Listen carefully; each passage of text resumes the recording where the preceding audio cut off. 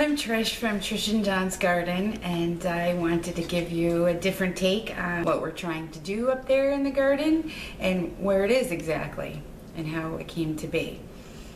John and I had moved into a townhouse community a couple years back, and they frown upon having any kind of gardens, which is fine because it's all shady. There's a lot of trees, and we like that where we live.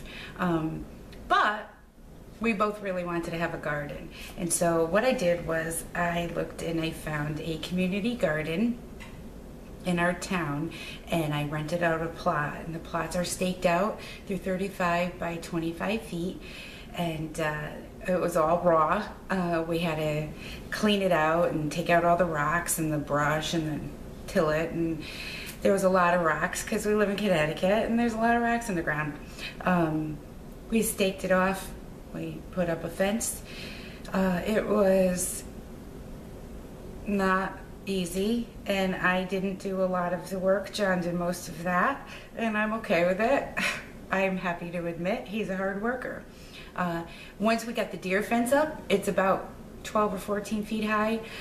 We didn't have any problem with deer, but then we noticed that there were little things getting underneath the fence. So one Sunday morning, while I stayed in bed, John got up and went up there, and he dug all the way around the base of the fence, about 6 to 8 inches deep, and he buried fencing down there. So we really don't have too much invasion of wildlife anymore, so that is good. One of the big things with me is the bugs. There's a lot of bugs, and bugs that even living in Connecticut all my life I've never seen before. It's okay, it's cool. We're dedicated to doing this organically, and so what we've had most success with in the garden is companion plants that deter the pests that we're trying to keep away. I'm the herb gardener. John likes tomatoes and vegetables. I do like to grow my herbs, so I used the herbs here and there in strategic places. I have clumps of mint in maybe about 4 or 5 different spots, and no, I am not worried about it being invasive. If you get out of control, then I'll deal with it then. But in the meantime, it's really helping to keep pests away from our vegetables. So, and that's good. We've also had a lot of good luck with marigolds, and we plant marigolds down the base of the tomato plants, and it really, really helps. That's good.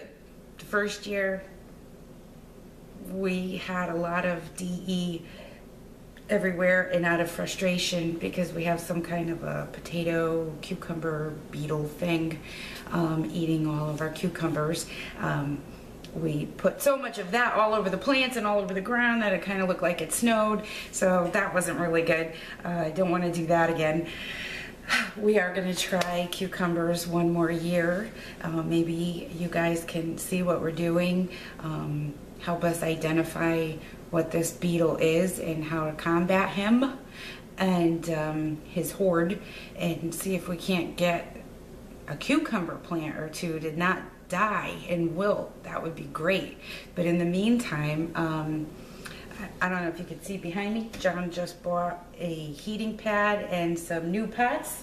I know he's pretty eager to use these, and he'll be explaining how he's going to use these and the whole air pruning process. Heating pad, start the seeds early. We have 4 inches of snow outside. We're looking forward to another storm tomorrow morning. Yeah, but spring is sprung here in our household, and we're looking forward to seeing you visit us more often. Thanks.